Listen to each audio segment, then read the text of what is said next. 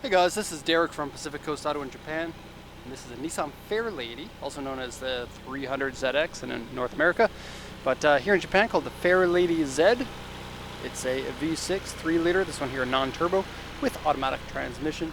This one bought from auction here in Japan for export to the USA. And as far as sports cars like this go, this is about as cheap as you can go when you go with automatic transmission and a non-turbo. Condition of this one is it has some things. It's not the best condition, but the price was definitely right for this one. In fact, it's kind of surprising how cheap you can get something like this. And I'd like to tell you the price, but that's private for these videos. You can email us if you're interested. So, engine running condition is good. I've taken this one for a drive. It drives pretty well.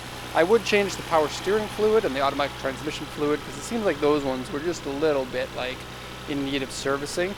Also, the front suspension, possibly the rear, but definitely the front, has blown struts, and so you're going to need some new suspension there.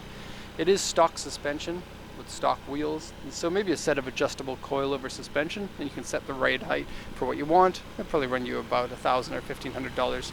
You can get used if you want to go cheaper than that. Okay, so this engine is it's in a lot of Nissans. Parts are pretty easy to find. It's a VG30DE, that's a twin cam V6. Fairly reliable engines. This one has had the timing belt changed. It says it's been changed in 2003, but it's kind of hard to read what the mileage was at that time. Okay, gonna lower the hood here.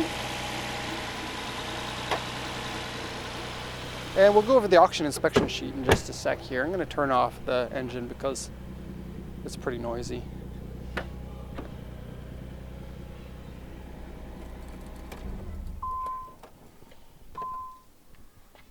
That's nice for all of our neighbors. Okay, let's quickly go over the auction inspection sheet and then I'll go over the condition of the car. So this is a 1993. This is a 2+2 T-bar roof. And so these come in hardtop roof or removable glass top pieces. It seems like more of them are the removable glass top than there are hardtop ones. And then the US didn't get the 2+2.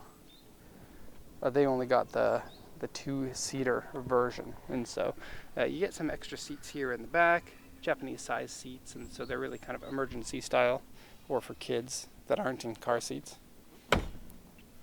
And then wheelbase is actually longer for these ones. Not an awful lot. I don't know exactly how much, but it's a longer wheelbase. Slightly heavier car. And a little bit more unique because this was a model that you couldn't get in the States. So kind of cool to some people. Also, ooh, aftermarket. Wow. Okay, so it says aftermarket exhaust. It's a dual exit exhaust. It's kind of weird. The exhaust can has like a design on it that makes it look like heat sinks. Take a look.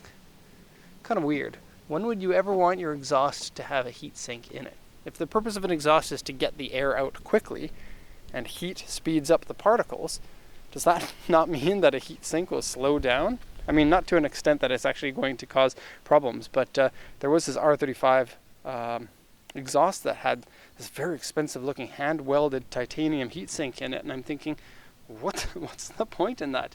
Just to raise the cost because it looks cool? Okay, so 157.4, 40,000 kilometers, had current registration on it. Here's the report from the auction inspection sheet. It says the windshield is cracked. It's actually a big crack, and it touches the outside of the windshield, so it has to be replaced. You can't fix something like that. So it goes from here to here. The actual crack happened here. Something hit here and then spread out, and it will continue to spread out until the windshield has a crack, a nice uniform crack all the way across. We can get that changed here in Japan, so if you're the buyer of this car, let me know. We'll get a glass company to give us a quote. I don't know how much a Fairlady windshield costs, and they do vary a lot. On the low end, somewhere around $600, and then we've done like $1,500 on the higher end for some cars. Okay, so seat is saggy, tinted windows on it. Mirror covers are scratched and terrible paint. As you can see, they look like somebody has painted with a brush. Aftermarket exhaust and suspension. Is that aftermarket suspension? Is it really? Doesn't look like it is. Well, it looks pretty stock to me. Yeah, and it bounces. Like the springs are okay, but the struts, like it's it'll bounce. I know you can't see any of it. Okay, on the front bumper underside, front bumper.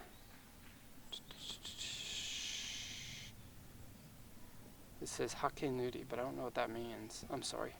If you're the buyer of this, then check your translation, because the actual Japanese staff will translate it. And if I do any of the translations, I'll get it checked if there's something I don't know. So looking at the diagram here, we got A3 and A2, so lots of big scratches on the front bumper here. Cracked windshield again, repainted section here. I'm afraid the repaint isn't done very well. And then various scratches and dents on the car. So let's do the once around, and then I'll show you any of the detailed parts. Looks like there's some slightly faded paint in various areas on the car, like the hood, rear spoiler. Red tends to fade faster than other colors. It's not the worst red paint. It does look like it's original in most areas, other than on the right side. A few dents, but nothing really stands out. You can see here, the top of the rear bumper is faded. And then it has a badge on the back for 40th anniversary edition. I'm not sure what the 40th anniversary would have. Maybe the spoiler is different. I really don't know. That'd be the 40th anniversary of the Fairlady, not this version of the Fairlady. So like the 240Z. Oh no, not the 240Z. If it's the 40th anniversary, it would be the original Z before the 240. Like the British style open top little sports car that they made in like the 1950s, 1960s? I think early 1963. Headlights have been changed over to the late model headlights. These weren't the ones that originally came with the car. You can see it has projectors in there. I don't know if the projectors ever came out in the US, so if they didn't, that's kind of a special piece to have. And the front bumper here, you can tell the difference between the turbos and the non-turbos, because the turbos will have some extra intakes here.